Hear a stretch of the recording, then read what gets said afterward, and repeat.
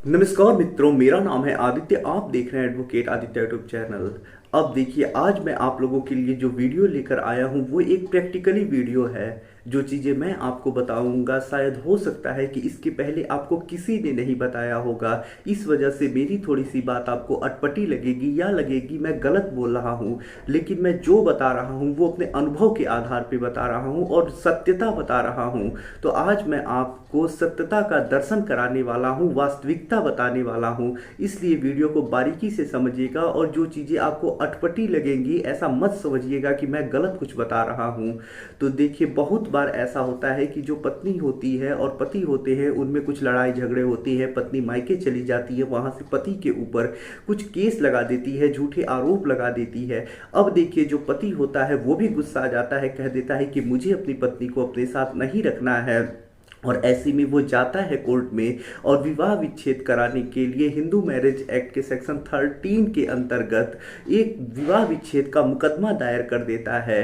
अब देखिए, यहाँ पे जो पति होता है एक बहुत बड़ी गलती कर देता है। यहाँ पति को डाइवोर्स का मुकदमा नहीं दायर करना चाहिए बेवजह का, लेकिन पति दायर कर देता है गुस्से में आके, नासमझी की वजह से, मिसगाइड होके।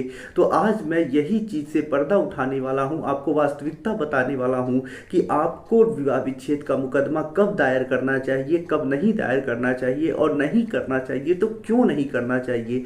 सारी चीज़ों को हम वास्तविकता और प्रैक्टिकली तौर पे समझने वाले हैं। तो चलिए वीडियो को शुरू करते हैं।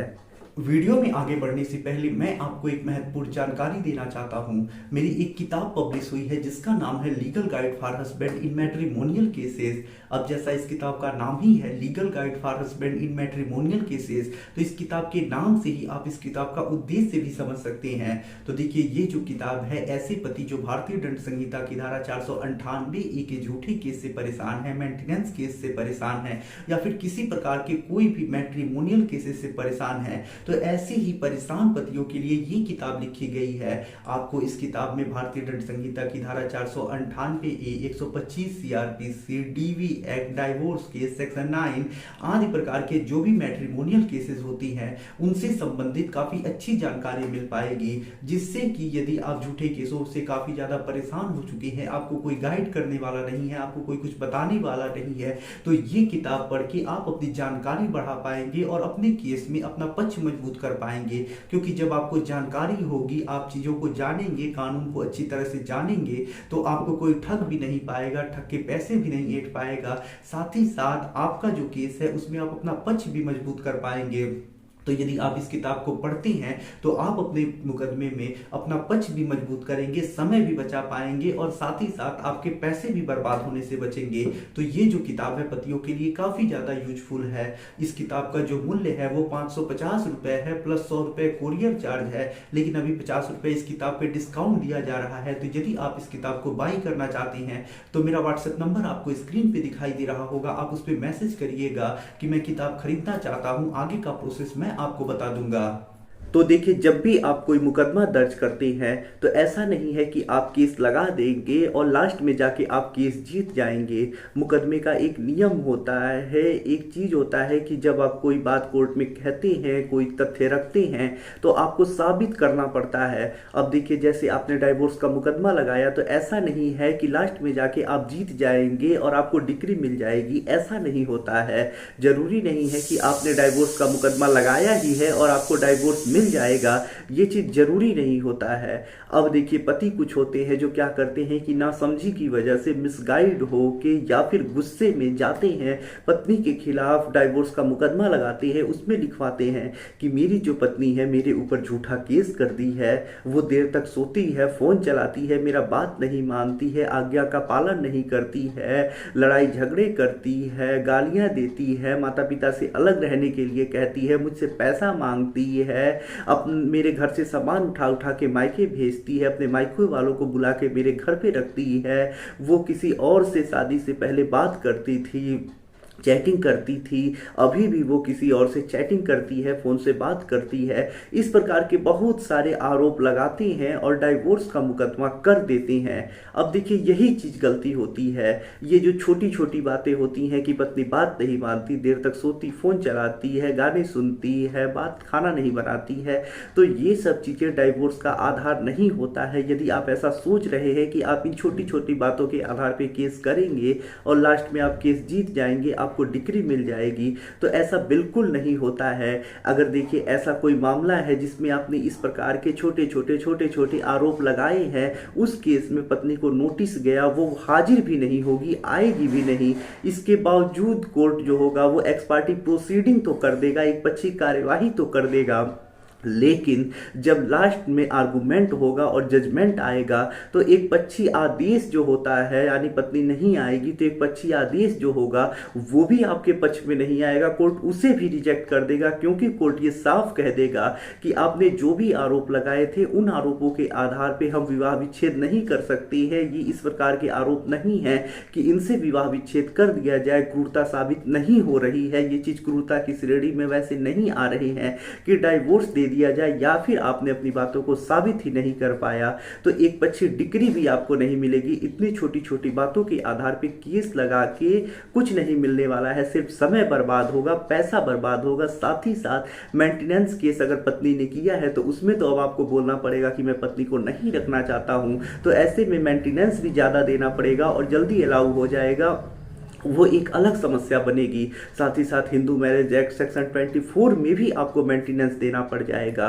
तो छोटी छोटी बातों के लिए ऐसे डाइवोर्स का मुकदमा लगा देने से पति को कुछ नहीं मिलने वाला है, सिर्फ समय बर्बाद होगा, पैसा बर्बाद होगा। लोग मिसगाइड कर देते हैं कि आप डाइवोर्स का केस कर दीजिए, आपको डाइवोर्स मिल जाएगा, लेकिन ऐसा नहीं होता है। अब मैं आपको वास्तविकता बताता हूँ कि अगर आप डाइवोर्स का केस वास्तव में करना चाहते हैं, डाइवोर्स चाहते हैं, तो कुछ ऐसे महत्वपूर्ण फैक्ट आपको मैं बताता हूँ जो अगर आप अपने केस में लिखवाती हैं तभी आपको डाइवोर्स मिल सकता है। ऐसी बेतुकी बातों को लिखवाने से कोई फायदा नहीं होने वाला है। अब देखिए, यदि आप पत्नी के ऊपर एडल्ट्री का आरोप लगा रहे हैं, तो ऐसे में आपके लिखवा देने से कि वो फोन से बात करती है, शादी के पहले उसका अफेयर था, तो ये सब के आधार पे आपको डाइवोर्स नहीं मिलने वाला है। जब आप एडल्ट्री के आधार पे डाइवोर्स का केस कर रहे हैं, तो उसमें एक चीज़ आपको स्पष्ट दिखाना होगा कि पत्नी जो है उसका शादी के बाद भी कहीं अफेयर है और उसका शारीरिक संबंध उस व्यक्ति के साथ बनता है, तो ये चीज़ एडल्ट्री होती है और इसके आधार पर डाइवोर्स मिल सकता है।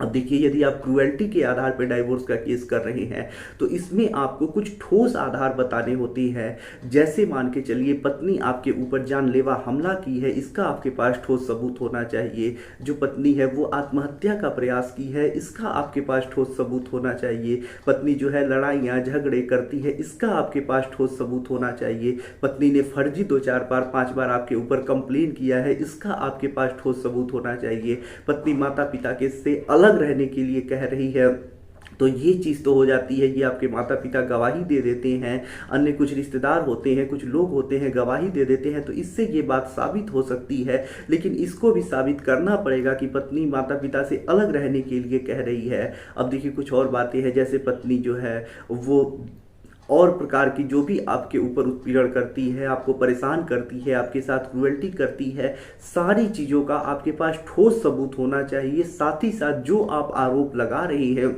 वो ठोस किस्म के आरोप होने चाहिए। छोटे छोटे आरोप जैसे देर तक सोती है, खाना नहीं बनाती है, मुझसे बातें नहीं करती है, ये सब आरोप लगाने से कुछ नहीं मिलने वाला है। अब देखिए, ठोस आरोप में एक और मैं आपको आरोप बता देता हूँ कि जो पत्नी है वो बच्चे पैदा नहीं करना चाहती है, आपके साथ शारीरिक संबंध नहीं बनाती है, तो ये सब अगर आप आरोप लगाते हैं और कोर्ट में साबित करती है, तब जाके आपको डाइवोर्स मिल पाएगा। अन्यथा बेवजह की बातें लिखवा देने से सिर्फ मुकदमा चलेगा, 4 साल 5 साल समय बर्बाद होगा, पैसा बर्बाद होगा और कुछ नहीं मिलेगा। तो जो चीज़ें मैंने आपको बताई वो स्पष्ट रूप से और वास्तविकता बताई। आशा कर रहा हूँ मेरी बात आप समझ चुके होंगे। यदि आप अपने डाइवोर्स केस की या फिर किसी भी केस की ड्राफ्टिंग मुझसे करवाना चाहते हैं, तो मेरा व्हाट्सएप नंबर आपको स्क्रीन पे दिखाई दे रहा होगा। आप मुझसे अपने किसी भी केस की ड्राफ्टिंग भी करवा सकती हैं। आशा कर रहा हूँ जानकारी आपको काफ़ी ज़्यादा पसंद आई होगी और यूजफुल आप लोगों के लिए होगी। यदि आप किसी कानूनी समस्या से परेशान हैं और ऐसे में आप मुझसे फ़ोन पे बात करके अपनी कानूनी समस्या का समाधान प्राप्त करना चाहते हैं, तो इसके लिए डिस्क्रिप्शन चेक करें। वहाँ बताया गया है कि आप किस प्रकार से मुझसे फ़ोन पे बात कर सकती हैं। अगर आपको वीडियो पसंद आया हो तो वीडियो को लाइक करें, अपने दोस्तों के साथ शेयर करें, और यदि आप चैनल पे नए हैं तो चैनल को सब्सक्राइब करके बेल आइकन को दबाएं। मिलते हैं नए वीडियो के साथ अगले दिन, तब तक के लिए जय हिंद, जय भारत।